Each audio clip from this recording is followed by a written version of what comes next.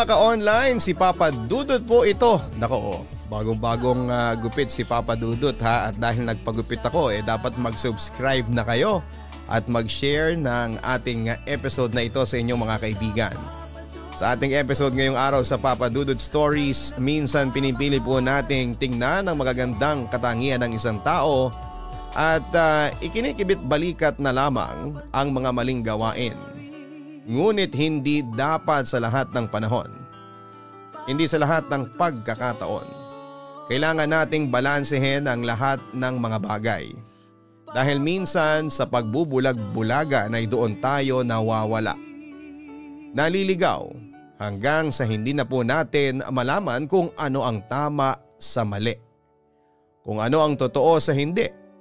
Hanggang sa hindi na po natin makilala ang ating mga sarili. Dear Papa Dudut, gusto muna kitang batiin ng isang napakagandang araw. Itago mo na lamang po ako sa pangalang Vivian. 27 years old na ako at kasalukuyang nagtatrabaho bilang call center agent. At work from home ako ngayon dahil nga po sa pandemya. Dati kasi katulad lang din ako ng iba na masugid na sinusubaybayan ang inyong channel. Kumbaga silent listener hanggang sa napagdesisyonan kong sumulat at ibahagi ang aking kwento. Pero ang ikikwento ko ngayon ay nangyari bago ang pandemya. Binago ko lang ang ilang impormasyon dahil sa pangambang maaaring makilala ako ng taong malaking bahagi ng kwentong ito. Sa totoo lang Papa Dudut, natatakot pa rin akong ilahad ang aking kwento pero kailangan kong lakasan ang aking loob.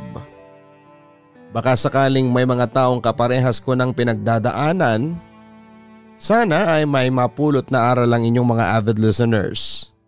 May mga bagay at pagkakataon na nagsimula na parang isang pantasya. Parang isang magandang panaginip na hindi mo akalaing mauuwi pala sa isang bangungot pagdating ng araw. Nagsimula ang lahat isang maulang gabi ng Pebrero. Punuan ang bus na sinasakyan ko pauwi pabalik ng Cubao. Kakatapos ko lang gumala sa Mall of Asia kasama ang mga kaibigan ko. Linggo noon kaya napakaraming tao. Nakatayo ako sa gitna paharap sa driver. Halos hindi na ako makahinga dahil sa sobrang siksikan. Katulad ko ay nagtsatsaga lang ang ibang pasahero dahil wala rin namang kaming choice sa klase ng public transportation na meron ng Pinas. Nasa likod ko ang isang lalaki. Matangkad siya at matangos ang ilong. Naamoy ko ang kulong na gamit niya. Bigla ko tuloy naalala yung ginagamit ng mga kaklase ko noong high school tuwing Christmas party. Nostalgic. Hindi ko napigilang mapangiti nang maalala ko ang kabataan ko. Nakakatuwa na may kakayahan ng isang pabango na pagbalik tanawin tayo sa nakaraan. Napatingin ako sa mukha ni Kuya at katulad ko ay nakangiti na rin siya. Napaiwas ako ng tingin dahil baka kung ano ang isipin niya. Tahimik lamang ang lahat sa buong biyahe. May horror na palabas sa TV pero halos walang pakialam ang lahat. Malakas pa rin ang ulan sa labas pero medyo mabilis ang andar ng sinasakyan namin. Nasa gitna ako ng pagmumuni-muni nang walang ano-ano biglang nagpreno ang bus. Kuya, magdahan-dahan ka naman. Sigaw ng matandang babaeng nakaupo sa tapat ko. Kanya-kanya sila ng sigaw habang ako ay nagulat dahil napayakap sa akin si Kuya. Yung yakap na yung dalawang kamay niya ay napahawak sa magkabila kong dibdib. Bastos, bulalas ko. At agad ko siyang nilingon para tingnan sana ng masama pero tila ba nang hina ako sa mga titig niya. Napansin naman niya yung pagtingin ko kaya dahan-dahan niyang inalis ang kanyang mga kamay pero hindi ko magawang alisin ang tingin ko sa kanyang mga mata. Kulay tsokolate ang mga yon at tila ba kumikislap dahil na rin sa ilaw ng bus. Sa totoo lang ay kakaibang init yung naramdaman ko nang dumampi ang kanyang mga kamay sa akin.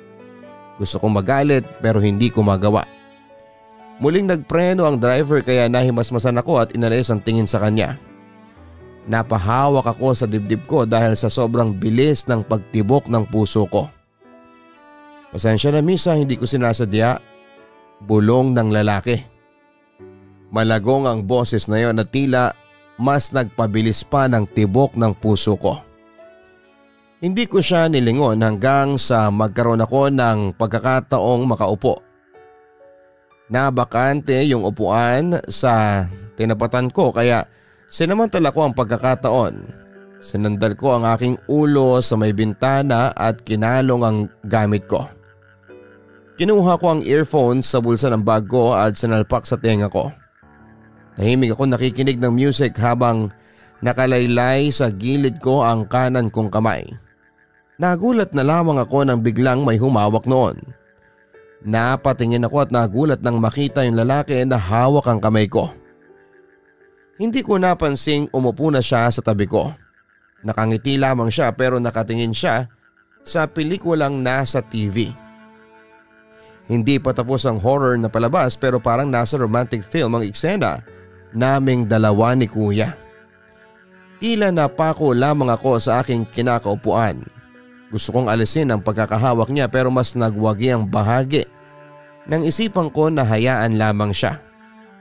Buong biyahe kaming magkahawak ng kamay.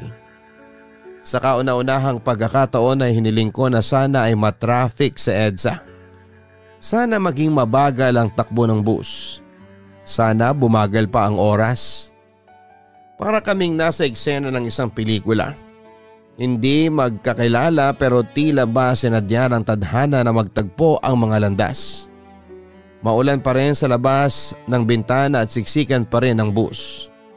Nakakunot pa rin ang ulo ng karamihan.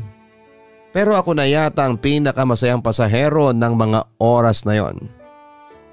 Binitawan niya ang kamay ko nang buwaba na siya sa may boni. Lumingon siya sa akin at nagpakilala. Eric nga pala, bulong niya at umalis na lamang siya basta-basta. Hindi ko alam kung ano ang nangyari.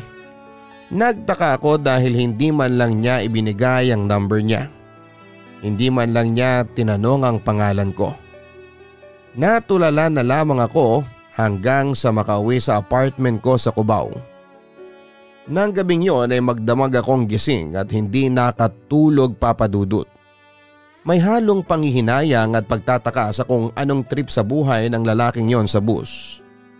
Paasa rin siguro yon katulad ng karamihan. Fate, ito ang isang bagay na pinaniniwalaan ko noon papadudot. Kung nakatadhana kayo para sa isa't isa, gagawa ang tadhana para magtagpo ang inyong mga landas. Hindi pwedeng nagkataon lang ang lahat. Ang mga simpleng pagtatagpo ng landas ay may kahulugan. May patutunguhan. Ito nga ang nangyari sa akin makalipas ang 1 linggo mula nang mangyari yon sa bus. Break time ko noon, nakaupo lamang ako habang iniinom ang paborito kong frap sa loob ng coffee shop na isang tawid lamang mula sa opisina. Naglalaro ako ng games sa cellphone ko nang bigla na lamang tinawag ng barista ang isang pamilyar na pangalan. "One dark mocha frap for Eric," ang tawag ng barista. Halos masamid ako sa iniinom kong kape nang marinig ko na tinawag ang pangalang yon. Nilinga ko ang counter at doon nga ay nakita ko ang nakatalikod na lalaki suot ng baong na jacket. Inabot nito ang kape at dahan-dahang lumingon sa direksyon ng pinto kung saan ay saktong malapit doon ang kinatatayuan ko. Nanlaki ang mga mata ko nang muli kong makita ang Eric na nakasabay ko sa bus 1 linggo nang nakakaraan. Naglakad siya palabas. Hawak na nito ang pinto nang bigla itong huminto sa may tapat ko. Umatras ito pabalik at bigla na lang akong nilingon. Sa sobra kong pagkagulat ay bigla akong napatungo at bigla kong kinalikot ang cellphone ko. Sa pagmamadali ko ay nabitawan ko ito at bumagsak sa may sahig. Akma ko na itong pupulutin nang bigla niya akong maunahan. Dinampot niya ito at inabot na sa akin. Salamat? Nauutal ko pang pagsagot. Nilapag ko sa mesa yung cellphone at mabilisang sinipsip ang in-order kong kape. "You look familiar." Puna niya at umupo siya sa upuang katapat ko. Sasagot sana ako kaya lang ay bigla akong inatake ng brain freeze. Nawala sa isipan ko na frap nga pala ang ininom kong kape. Napahawak na lamang ako sa ulo ko at sobrang nakakahiya ang tagpong yon. Parang gusto ko nang maglaho. Tumayo na ako at sa akmasa ng lalabas ng pinto nang bigla niyang hawakan ang kamay ko. Napapidlag ako sa animoy bultahing kuryente na dumaloy sa kamay ko. Nabitawan niya ang kamay ko at alam kong nararamdaman din niya yon. Sparks. Nakaramdam ako ng tinatawag nilang sparks sa kanya. Sorry, paghingi niya ng paumanhin. Hindi ko alam ang sasabihin kaya umalis na lamang ako. Hiyang-hiya ako sa kanya at sa nangyari. Nang gabing yon ay okupado ang isipan ko dahil sa kanya, Papa Dudut. Hindi ako masyado makapag-focus dahil sa nangyari. Siyempre nagtataka ako kung paanong nandun siya. Sa tagal ko na sa company na pinagtatrabahuhan ko ay bakit that time ko lamang siya nakita. Anong ginagawa niya roon bukod sa pagbili ng kape? Ang dami kong tanong sa isipan ko kaya halos mapagalitan ako ng team leader namin dahil minsan ay natulala ako sa gitna ng calls. Nang muli kaming mag-break time ay sinubukan kong pumunta sa may rooftop para sana magpahangin. Doon kasi ang usual kong lugar para magmuni-muni. Sumakay ako ng elevator. Pasara na sana ang pinto nang biglang may kamay na pumigil dito. At nanlaki ang mga mata ko nang makita kong muli si Eric. Napaatras na lamang ako at napansin kong hindi na siya pumindot sa elevator buttons. Tiningnan na lamang niya ako at nginitian bago siya humarap sa pinto ng elevator. Tumango-tango lang ako sa kanya. Napalunok na lamang ako ng laway dahil sa kaba at napatanong na naman ako kung anong ginagawa niya sa mismong building namin. Parehas kaya kaming pupunta sa rooftop? Sa isip ko habang paakyat ang elevator. Huminto nga ito at nauna siyang lumabas nang magbukas ang pinto ng elevator. Naglakad ako sa may bandang dulo. Napansin kong dumiretso siya sa may smoking area. Ilang saglit lang ay nanigarilyo na siya. Kami lang dalawa ang naroon ng mga oras na yon. Hindi ko alam kung bakit siya narito. Sobrang coincidence naman kung sa parehas pala kaming building nagkatrabaho all this time. Naguguluhan ako at nahihiya naman akong magtanong. Naglakad ako sa may dulo ng rooftop at tumawak ako sa may kataasang railings at tumingin sa ibaba.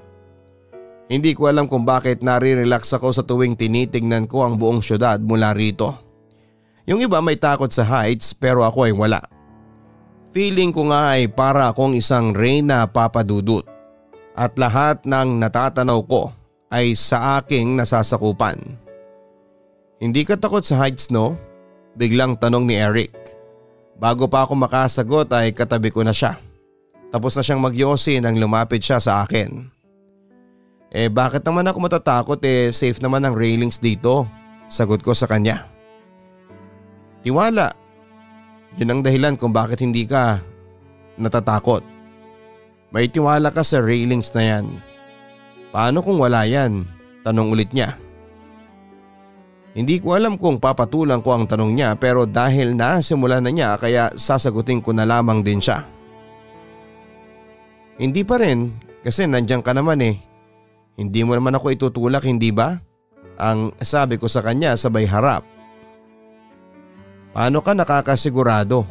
Tanong niya at dahan-dahan siyang lumapit sa akin habang nagkakatitigan kaming dalawa. Bumilis ang tibok ng puso ko na para bang lalabas na ito sa dibdib ko. Mukha ka namang mabait, bulong ko. Napangiti siya sa sinabi ko at napailing-iling. I'm Eric. At ikaw na isang linggo nang hindi maalis sa isipan ko. What's your name? Tanong niya. Bigla akong kinabahan nang maisip ko na hindi rin pala niya ako malimutan. Ramdam ko ang pag-iinit ng pisngi ko. Sigurado akong kita niya ang pamumula ng mga yon. Vivian?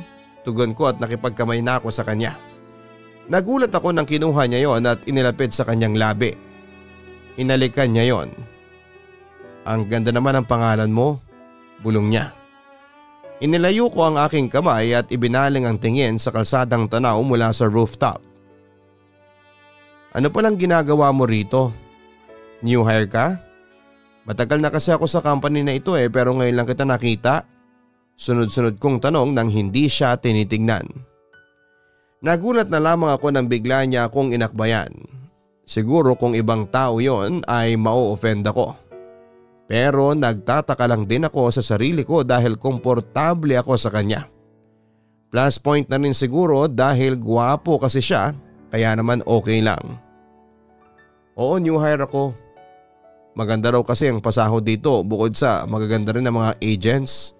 Casual niyang sagot sa akin. Hindi ako sure sa sahod pero yung chismis tungkol sa magagandang agents mukhang totoo yon.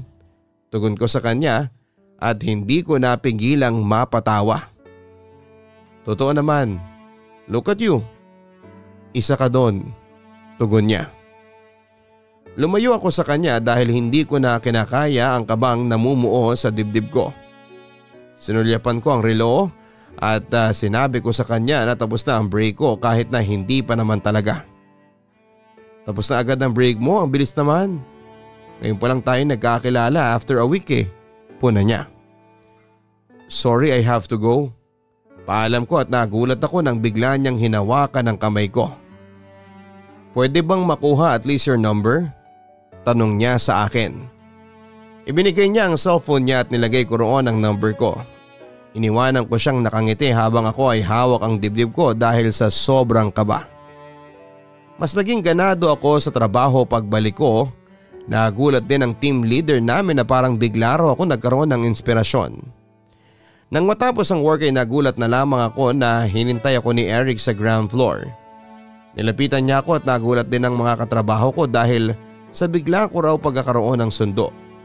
Nagpaalam sila sa akin at naiwan kami ni Eric. Pwede ba tayong mag-breakfast together? Treat ko, ang aya niya sa akin. Sige tara, tugon ko. Kumain kami sa malapit na fast food. Magkaharap kami sa table habang kumakain. Saan ka pala nakatira? Tanong niya sa akin. Sa Cubao. Nakikitira ako sa mga tita ko. Tugon ko sa kanya. Medyo malayo ka pala kasi from Cubao pupunta ka pa ng Pasig. Ang sabi ni Eric habang nakatitig sa mga mata ko. May kakaiba talaga sa mga titig niya, Papa Dudut. Nakakapanghina. Para bang kaya niyang basahin ang buo kong pagkatao. Sanayan lang. Kapag ganitong uwian, nagtataksi na lang ako. Tugon ko. Ang swerte mo naman dahil may tita ka rito sa Maynila. Puna naman ni Eric. Oo, swerte talaga ako kasi kuryente lang ang ambag ko at paminsan-minsan nag-aambag ako sa pang-grocery. Mayaman naman sina tita kaya malit na bagay lang para sa kanila ang pagtira ko doon. Paliwanag ko sa kanya. Ikaw, saan ka nakatira? Anong kwento mo in life? Tanong ko naman kay Eric. Boring ang life ko. Sa Bone lang ako nakatira, bed spacer. MRT yung mode of transportation. Very independent, tugon niya. Nak, strong independent man ka pala, ang wika ko sa kanya. Ikaw ba? Ayaw mo maging independent? Tanong niya. Mahal kasi ang buhay dito sa NCR Naisip ko rin bumukod pero baka hindi kayanin ng budget ko, tugon ko. Pero kung may makakasama ka naman sa bahay para makapartner mo sa pagbabudget, okay lang ba sa'yo? Tanong niya at binigyan niya ng diin ang salitang makapartner. Anong ibig mong sabihin? Tanong ko sa kanya. Nagulat ako nang bigla niyang hinawakan ang kamay ko. I like you at hindi na ako magpapaligoy-ligoy pa. Simula nang makatabi kita sa may bus, hindi na kita makalimutan. Gusto kitang maging girlfriend? Diretsahang sabi ni Eric sa akin. Natigilan ako dahil napakabilis niyang magdesisyon in life. May mga naging boyfriend na rin ako from the past pero lahat ng mga yon ay niligawan muna ako pero heto si Eric na bukod tanging pangalan lang ang alam ko ay gusto na kagad akong jowain. inilayo ko ang kamay ko sa kanya. Parang ang bilis naman, bulong ko sa kanya. Ayoko kasi nang nag-aaksaya ng oras, tugon niya. Pag-iisipan ko muna, sagot ko. Ikaw ang bahala, tugon niya habang nakatitig ang mapupungay niyang mga mata sa akin. By the way, anong Facebook account mo? Pag-iiba ko ng topic sa kanya. Sorry pero wala kasi akong social media accounts eh.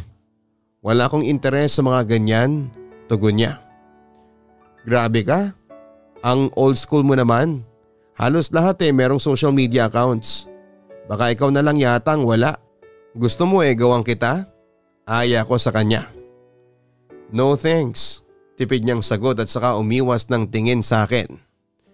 Nang matapos kaming kumain ay nag-volunteer siya na ihatid ako sa bahay. Sumama siya sa loob ng taxi at gusto niya raw na makita akong safe na makauwi. Ang sabi niya ay okay lang kahit na gumasto siya ng taxi pabalik. Magkatabi kami sa loob ng taxi at nagulat ako nang hawakan niya ang kamay ko. Sobrang bilis ng tibok ng puso ko. Ramdam kong nakatitig siya sa akin habang ako naman ay diretso ang tingin. Nanlalambot ako sa tuwing nakikipagtitigan sa kanya. Parang anytime ay bibigay ako sa anumang gagawin niya sa akin. Vivian? Bulong niya at dahan-dahan ko siyang nilingon. Nagulat ako nang bigla niya akong hinalikan sa labi ko.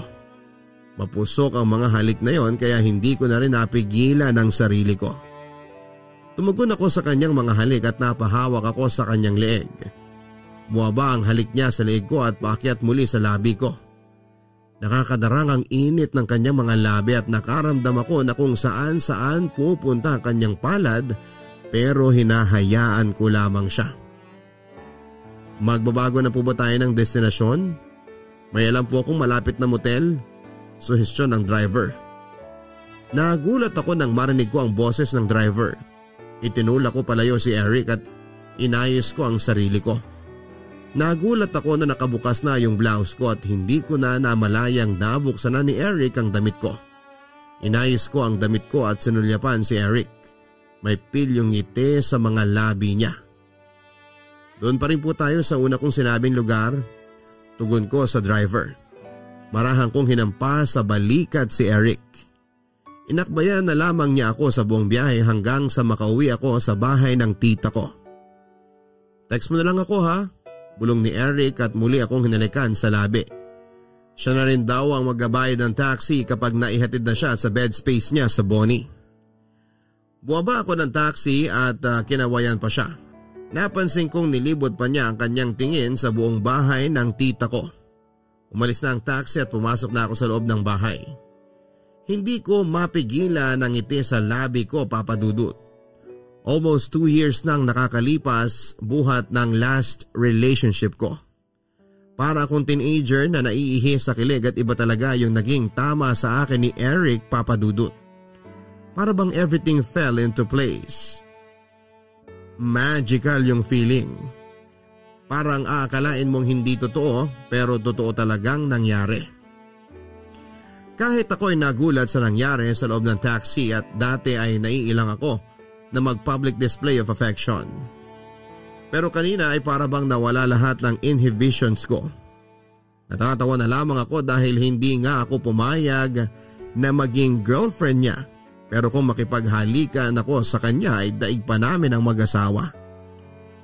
Mahimbing ako nakatulog ng araw na yon. Hapon na nang magising ako at napansin kong may message sa akin si Eric. Kinukumusta niya ako, naging masarap daw ba ang tulog ko. Sinabi pa nitong hindi raw siya nakatulog dahil hindi mawala sa isipan niya ang nangyari sa amin sa taxi. Gusto raw niya na maulit yon at tinawagan ko siya. Hello? Bati niya mula sa kabilang linya. Eric, rest day ko bukas. Kung rest day mo rin, ayain sana kita rito sa bahay ni na tita. Aya ko sa kanya. Rest day ko rin naman bukas eh. Pwede naman akong pumunta. May occasion ba? Tanong niya ulit sa akin. Wala naman. Gusto ko lang ipakilala ka sa kanila. Yung bago kong boyfriend. Nangingiting tugon ko sa kanya. Talaga ba? Sinasagot mo na ako? Tugon niya sa akin. Ramdam ko sa boses niya yung pagkabigla. Sa totoo lang nabibilisan talaga ako pero naisip ko na kasi na bakit ko pa patatagalin kung dito rin naman patungo ang lahat, hindi ba? Sagot ko sa kanya. Pinasaya mo ko, Vivian. Can I call you babe? Tanong niya sa akin. Hindi ko na napigilan ang kilig nang marinig ko yon mula sa kanya. Gusto kong humiyaw sa sobrang tuwa pero pinigilan ko. Oo naman babe, tawag ko sa kanya. Naging mabilis ang proseso kung paano naging kami papadudot. Pero nang mga panahong yon ay parang handa akong sumugal. Hindi na ako nag-iisip pa dahil naniniwala ako na kapag nasa harapan mo na, sunggaban mo na kaagad. Huwag mo na agad pakawalan pa. Dahil baka sa huli ay maagawan ka pa. Nalulung ako sa sobrang saya na idinulot ng pagkakakilala ko kay Eric. Nakalimutan kong may mga bagay pala na dapat ay isinasantabi. May mga taong dapat na hindi tinatalikuran. Ikinuwento ko sa pamilya ni Tita Cheryl na bibisita ang boyfriend ko. Nagulat pa sila nang marinig yon mula sa akin. Kasama ko sa bahay ang asawa nitong si Tito Manuel at ang anak nilang si Beth na first year college pa lamang. Sila ang kumukupkup sa akin sa Manila buhat ng mag-away kami ng tatay ko sa probinsya. Conservative ang family nila, taliwas sa kinalakhang kong pamilya. Wala na kasi akong nanay at ang nagpalaki na lamang sa akin ay ang kapatid ko at ang tatay kong parang wala namang pakialam sa amin. Kahit yung kapatid ko ay hindi ko rin ka-close kaya nang mag-away kami ng ama ko ay si Tita Cheryl na ang nagsuggest na sa kanila na ako tumira. Saan mo pala nakilala yung bago mong boyfriend? Usisa ni Tita Cheryl sa akin. Tinulungan niya ako mag-prepare ng lunch na lulutuin ko para kay Eric. Sa work po tita, tugon ko sa kanya. Gwapo ba siya Ate Viv? Tanong naman ni Beth na willing din tumulong sa paghahanda ko ng kakainin. Oo naman, sobrang gwapo. Pagmamalaki ko sa kanya. Kailan kayo nagkakilala? Tanong ulit ni tita. Natigilan ako sa tanong niya. Hindi niya pwedeng malaman na 1 linggo pa lamang ang nakakalipas nang una kaming nagkita. Mas lalo siyang mawiwindang kapag nalaman niyang naging jowa ko na kagad si Eric sa ikalawang meeting pa lamang namin. 1 buwan na po kaming magkakilala, new hire po siya sa company, pagsisinungaling ko sa kanya. 1 month pa lang kayo nagkakilala pero naging kayo na kaagad? Hindi ba masyadong mabilis yan, Vivian? Gaano mo na siya kakilala? Sunod-sunod na tanong ni tita. Mami, huwag mo naman masyadong i-interrogate si Ate Viv. Ang mahalaga ay mukha naman siyang masaya, ang singit ni Beth. Mabuti na lamang talaga at kasama namin si Beth. Pinagpapawisan na ako sa mga tanong ng conservative kong tita. Naku Beth ha, sinasabi ko talaga sa'yo.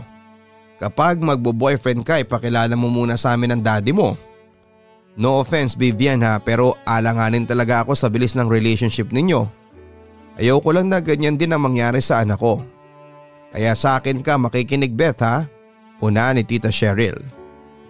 Katulad ng dati ay ako na naman ang bad example sa harap ni Beth Papadudut. Mabait si tita pero madalas ako talaga yung ginagawang example ni tita. Yung example na dapat huwag gagayahin ng pinsan ko. Hinahayaan ko lang yon pero syempre nasasaktan pa rin ako. Naalala ko rin yung sinabi niyang sayang daw ang pagiging lisensyado kong teacher kung hindi ko rin daw magagamit at magpapakaalipin bilang isang call center agent lang. Minamalit niya ang trabaho ko pero hindi niya alam na mas malaki ang sahod ko ngayon kumpara kung magiging teacher ako sa private school na nirekomenda niya. Niluno ko ang lahat ng kahihiyan na yon dahil wala naman akong matatakbuhan maliban sa kanya. Sa halip na magdamdam ay nag-focus na lamang ako sa benefits ng pagtira ko kina tita. Dumating si Eric na may dalang donuts para sa desserts namin. Katulad ng inaasahan ay nakita kong tinitigan pa ni tita mula ulo hanggang paa ang boyfriend ko. Nagpakilala si Eric at ilang saglit pa ay nasa harapan na kami ng hapagkainan. "Saan ka nakatira?" tanong ni tita habang kumakain kami. Hindi namin kasabay si tito dahil may trabaho ito kahit weekend. Kaming 3 babae lang ang kasamang kumakain ni Eric. "Sa Bonnie po, bed space," tugon naman ni Eric. "Pero laking Maynila ka?" usisa ulit ni tita. "Hindi po," tipid na tugon ni Eric. Nilingon niya ako at nginitian ko siya. Sa totoo lang ay kinakabahan ako sa mga tanong ni tita pero wala naman akong magagawa. Wala na ulit tinanong si tita pero grabe talaga yung awkwardness na nararamdaman ko ng mga oras na yon, Papa Dudut. Parang mali yata na pinapunta ko pa si Eric sa bahay.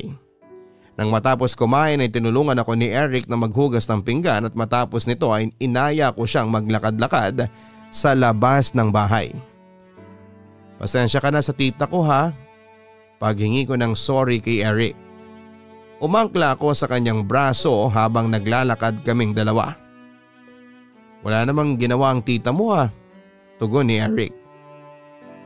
"Ang awkward kaya kanina. Kulang na lang matunaw ako sa kinakaupuan ko kanina." Paliwanag ko naman sa kanya. "Pero hindi mo ba naisipang bumukod sa kanila?" tanong pa sa akin ni Eric.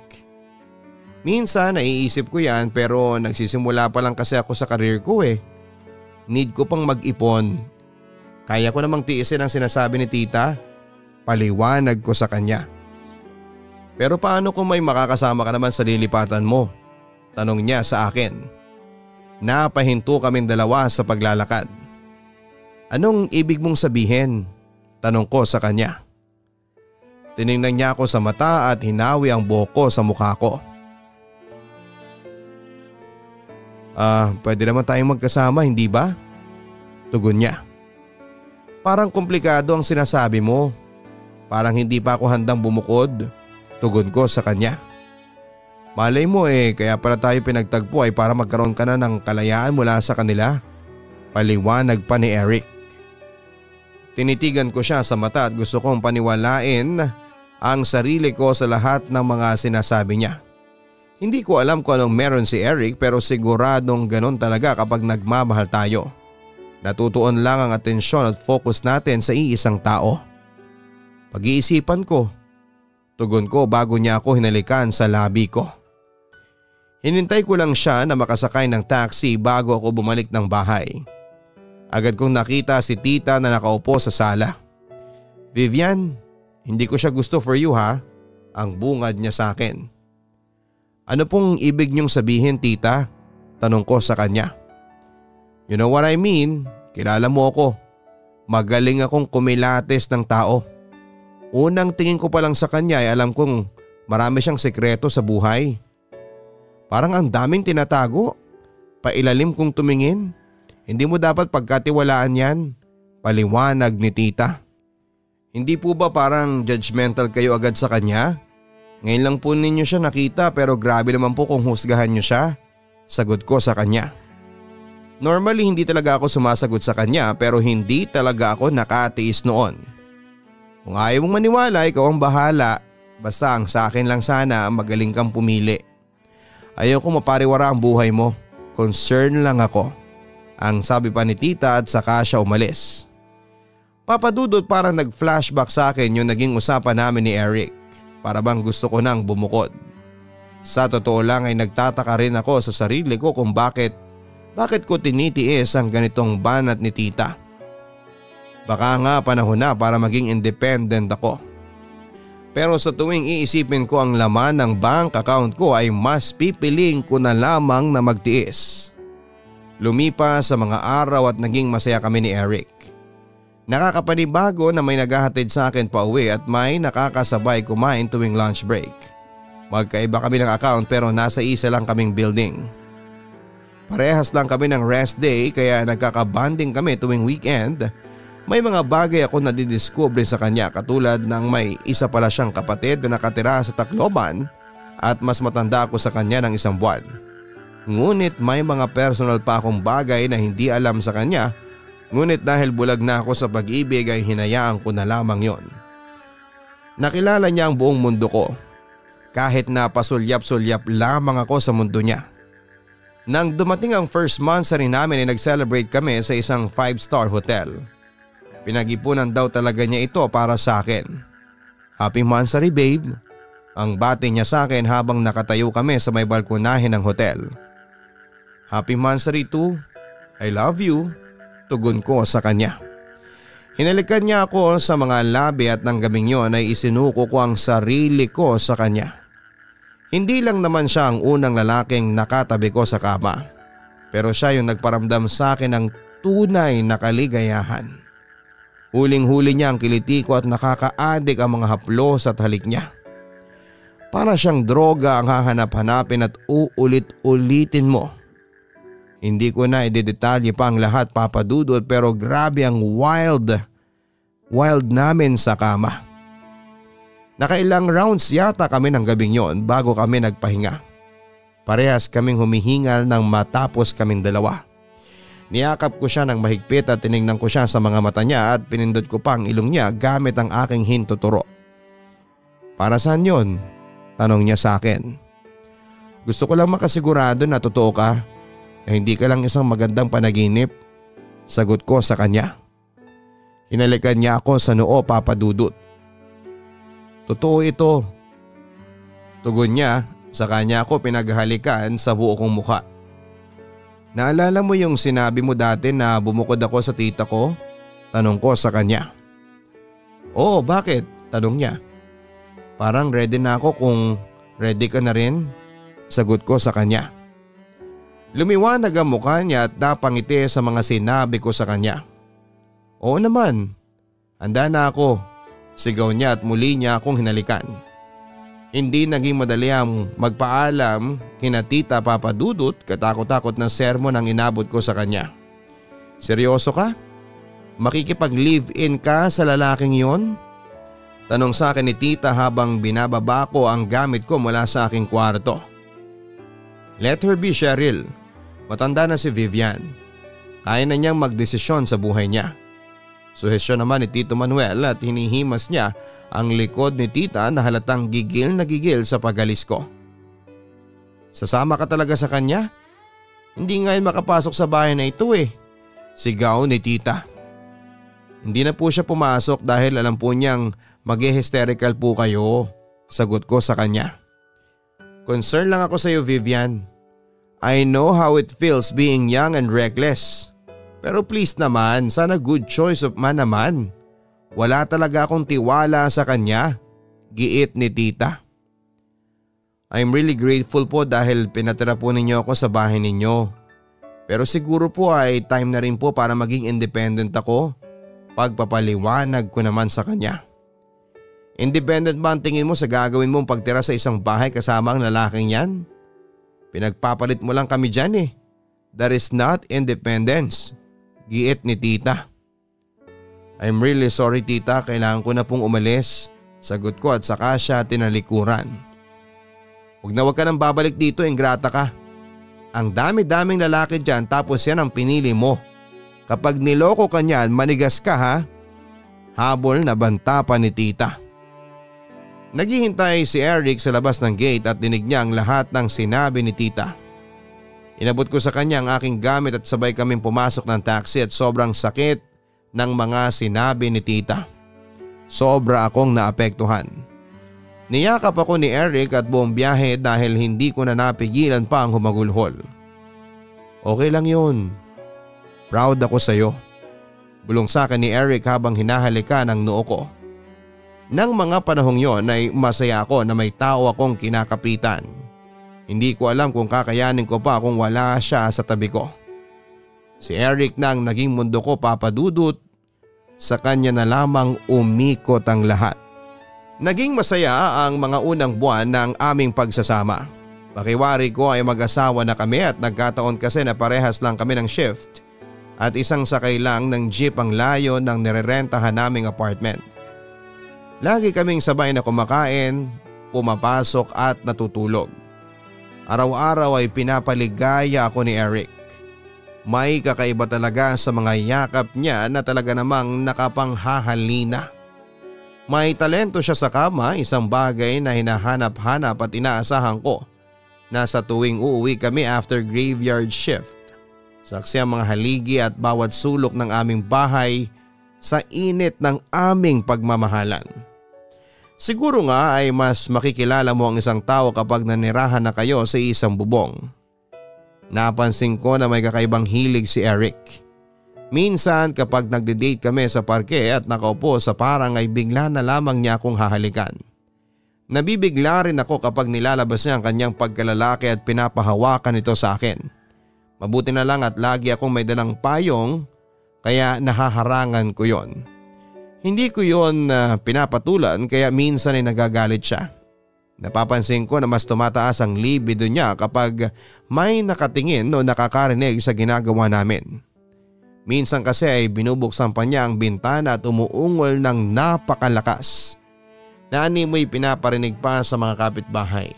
Ako na lamang nahihiya kapag lumalabas at nahuhuli ang mga kapitbahay na nakatingin sa akin. Pakiwari ko ay pinagchichismisan nila kami. Pero nang mga panahong yun ay wala akong pakialam, mamatay sila sa inggit. Ngunit papadudot ang kakaibang hilig na yon ng muntik nang magpahamak sa amin. Hindi ko na babanggitin pa ang pangalan ng technopark na yon pero nahuli kami ng guard na may ginagawang kababalaghan sa isang madilim na sulok. Katakot-takot na sermon ang inabot namin sa guard. Kulang na lang ay lumuhod ako sa pagmamakaawa na huwag na kaming isumbong. Nang mga oras na yun ay kita ko ang galit sa mukha ni Eric. Nakayukom din ang mga palad nito na animoy sasaktan ng guard. Ako na lang ang nakaisip na bayaran ito para manahimik na lamang. Pinaalis naman kami nang abutan ko ng 1,000. Pinagtalunan pa namin ito nang makauwi na kami. Bakit mo yun inabutan ng pera? Sigaw sa akin ni Eric nang makauwi kami sa bahay. Nakakunot ang mga noon niya. First time ko lang nakita yon sa kanya. Nakakatakot siyang magalit, papadudot at hindi ko gusto ang tono ng boses niya. Parang hindi ko siya kilala kapag nagagalit siya. Anong gusto mong gawin ko? Baka isumbong tayo no, nakakahiya. Giit ko sa kanya. Alam mo bang gustong gusto ko na yung pukpukin sa ulo ng bato? Kung pinatay ko na lang yun di nakatipid tayo. Wala namang CCTV dun Pagdadahilan pa niya. Hindi ako makapaniwala sa sagot niyang yon. Ha? Naririnig mo ba yung sinasabi mo? Paano kung may pamilya yung tao? Paano kung may naghihintay sa kanyang mga anak pag uwi? Tanong ko sa kanya. Wala akong pakialam, abala siya. Bakit mo ba siya pinagtatanggol? Bakit parang ako yung masama dito? Tanong niya ulit sa akin, papadudot. May kasalanan naman kasi talaga tayo Hindi dapat natin ginagawa yun sa labas. Tugon ko pa sa kanya. So masama ako? O sige, ako nang masama.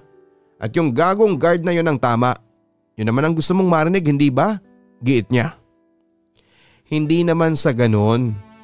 Ang sa akin lang ay hindi ko na nagawang tapusin pa ang sasabihin ko dahil malakas sa sampalang dumampi sa kaliwa kong pisngi. Napaluhod ako dahil sa lakas ng impact. Ramdam kong nagdugo ang aking labi dahil tumama yon sa suot niyang singsing sa bibig ko. Napatulala na lamang ako para akong nabingi. Sorry babe, nagulat lang ako. Pag-amo niya sa akin at dahan-dahan niya akong inalalayang tumayo. Hawak ko pa rin ang kaliwang pisngi ko. Nasa state of shock pa rin ako ng mga oras na yon. Sorry babe, sorry talaga. Muli niyang paghingi ng tawad.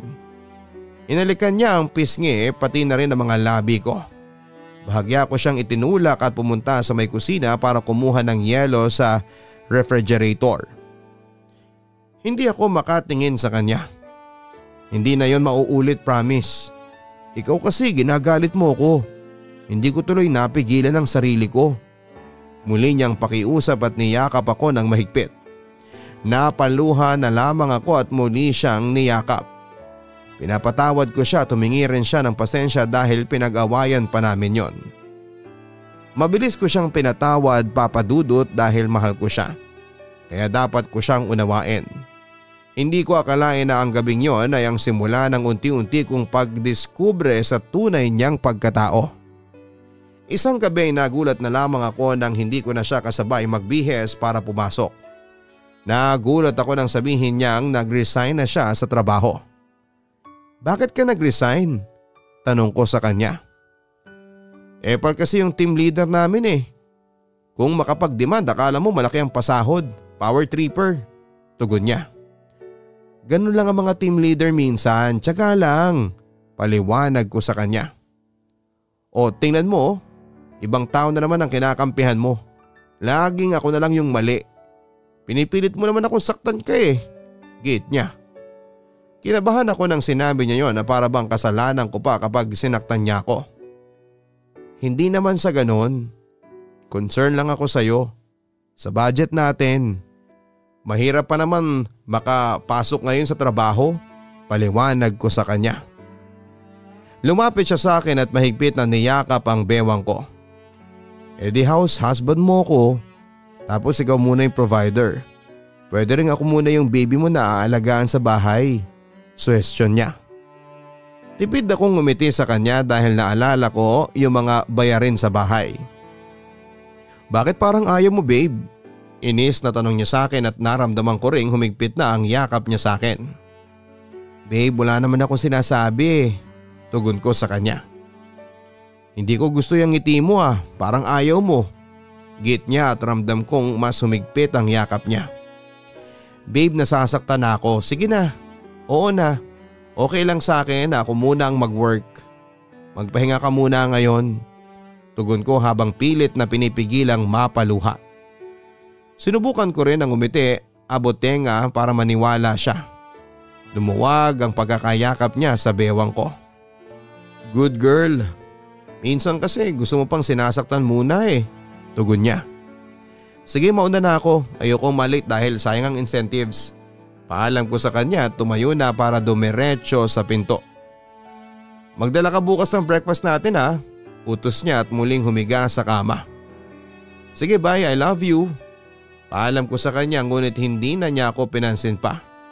Nakahiga lamang siya at naglaro ng cellphone games. Ang akala ko noon ay panandalian lamang ang kawalan niya ng trabaho, Papa Dudut. Ngunit hindi ko akalaing tatagal ito ng 1 linggo hanggang sa umabot na ng 1 buwan. Ang kinakalungkot ko pa ay hindi ko man lang maabutang malinis ang bahay kapag umuwi.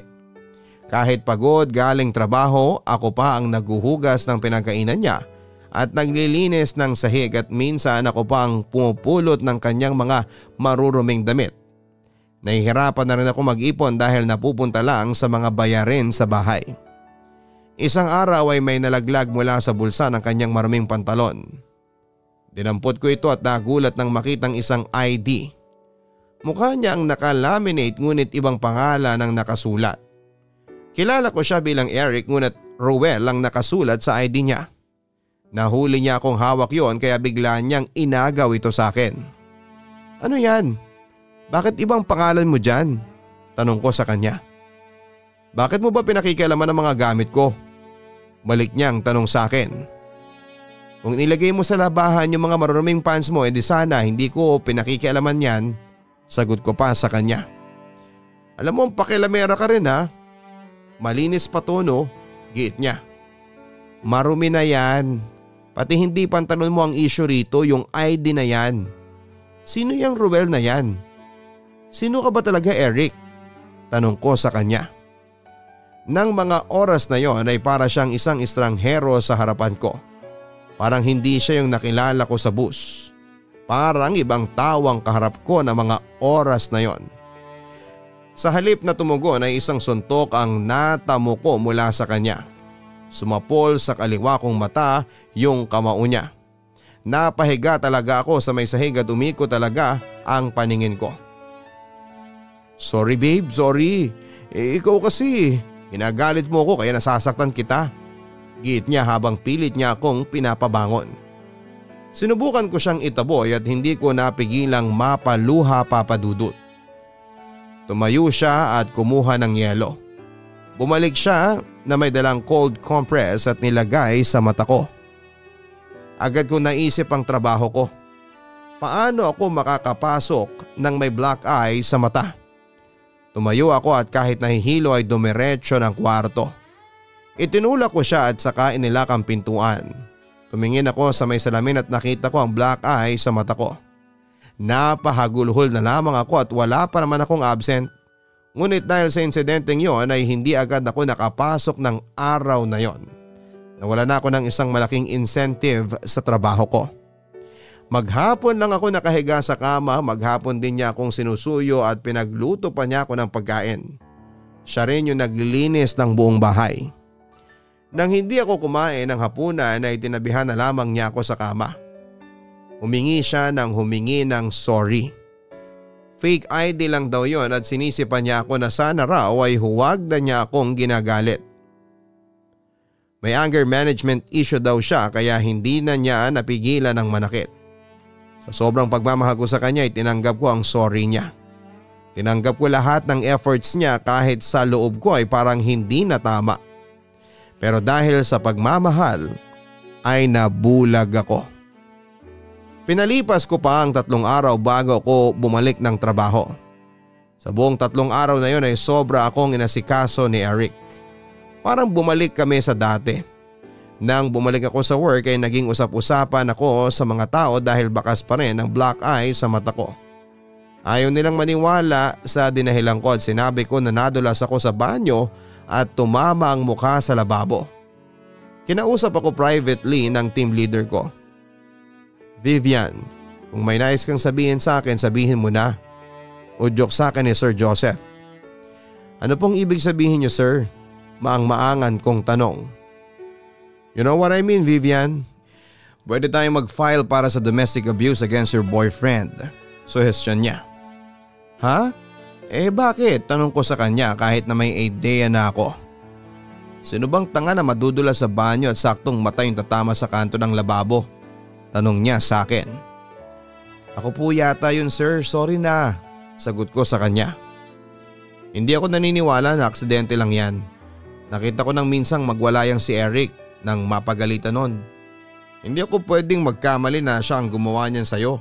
Paliwanag pa niya. Hindi, sir. Kasalanan ko talaga. Huwag mo nang idamay si Eric. Kawawa naman yung tao. Pagsisinungaling ko sa kanya. Bumuntong hininga siya at alam ko na ramdam niyang nagsisinungaling ako dahil hindi ako makatingin sa kanya ng diretsyo. Gusto ko lang malaman mong narito yung team para tulungan ka. May oras ka para umalis sa sitwasyong yan. Leave now before you lose yourself. Ang payo pa ni Sir Joseph at tumatak talaga sa akin ang katagang yon. Ngunit naging mas matimbang ang pagmamahal ko kay Eric, Papa Dudut.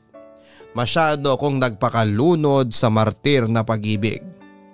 Lagi kong iniisip na magbabago siya, na hindi na ulit siya uulit na saktan ako.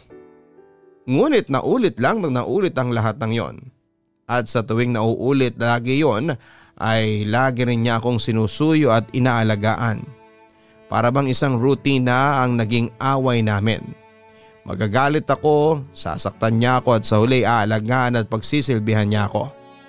Para bang tumatak sa isipan ko na okay lang naman na mag-away kami at masaktan ako dahil sa huli ay hindi naman niya ako iniiwanan. Ngunit darating din pala yung araw na bigla na lang akong magigising sa katotohanang maling pag-ibig pala ang lahat. Eric, nakita mo ba kung nasaan yung kwintas at singsing ko? Tanong ko kay Eric nang minsang hanapin ko ang collection ko ng alahas sa aparador. Kailangan ko kasing suotin ang mga ito dahil sa dadaluhan kong party. Kinabahan ako noon dahil akala ko ay nasa lisihan kami ng akyat bahay gang. Ha? Isa nang lako muna kasi hindi ba gusto mo na maghanap ako ng trabaho? Wala naman akong ipon tapos wala ka namang ibinibigay na pambaon kaya didiskartehan ko na lang. Casual na paliwanag niya. Parang biglang uminit ang ulo ko.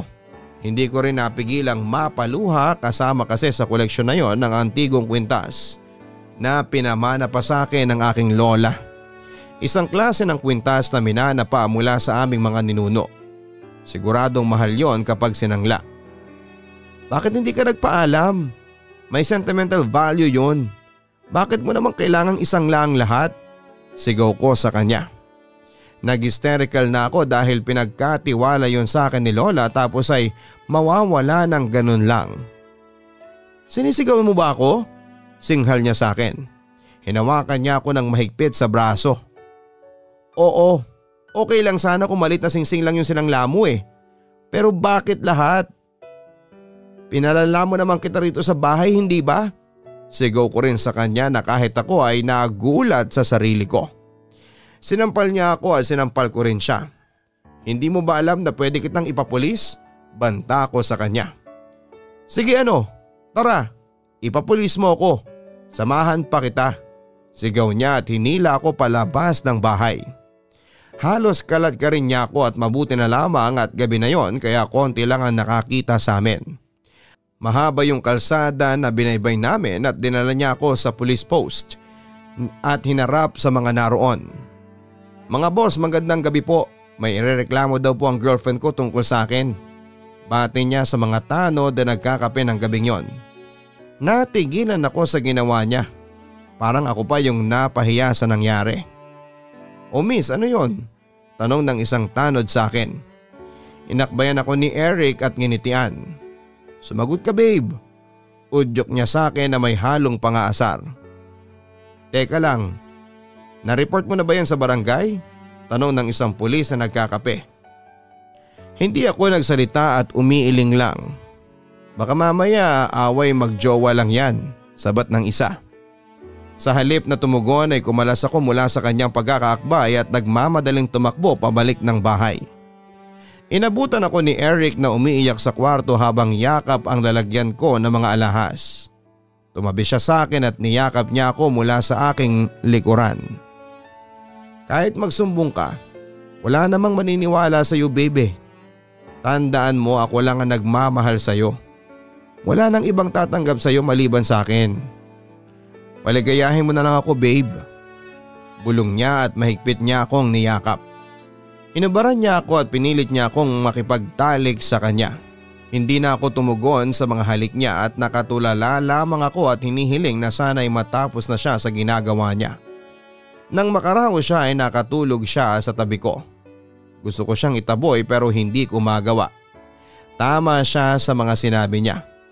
Itinakwil ko ang pamilya ng tita ko para sa kanya. Marami na akong sinugal sa relasyong ito. Nakatulog ako ng gabing yon habang umiiyak. Mula sa pagkakahimbing ay bigla akong naalimpungatan. Katabi ko pa rin si Eric at yakap-yakap niya ako. Dahan-dahan ko siyang nilingon. Parang nag-flashback ang unang pagkikita namin hanggang sa panahong tumira kami sa iisang bubong. Ngunit habang tinititigan ko siya ng gabing yon ay parang hindi ko na siya kilala. Hindi na siya yung taong nakasabay ko sa bus. Hindi na rin siya yung taong nakausap ko sa rooftop at isa na siyang estranghero sa paningin ko. Dahan-dahan akong bumangon at pumasok ng banyo. Tinignan ko ang sarili kong refleksyon. May mga pasa ako sa katawan. Meron sa braso, likod at binti. Parang hindi ko na rin nakikilala ang sarili ko. Sino ba ang martir na nasa harapan ng salamin? Parang bumuhos lahat ng emosyon ng gabing yon, Papa Dudut. Hindi ko na napigilan ang mga luhang dumaloy sa pisngi ko. Naalala kong bigla ang plano ko sa buhay ko bago nakilala si Eric.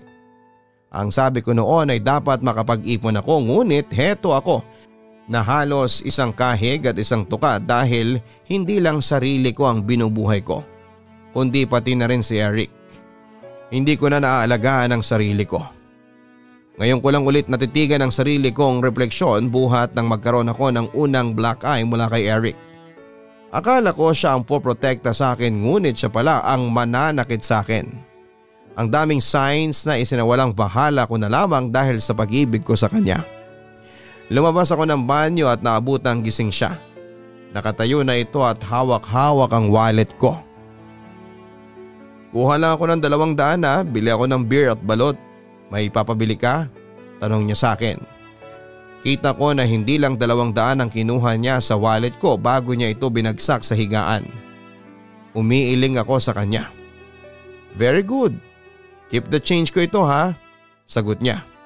at umalis na ng kwarto at lumabas siya ng bahay at iniwan ako. Hindi ko alam kung anong pumasok sa isipan ko pero parang may bumubulong sa akin na eto ng oras para maging malaya. Nang makasigurong wala na siya ay nagmadali ako mag-impake. Kinuha ko yung mahalagang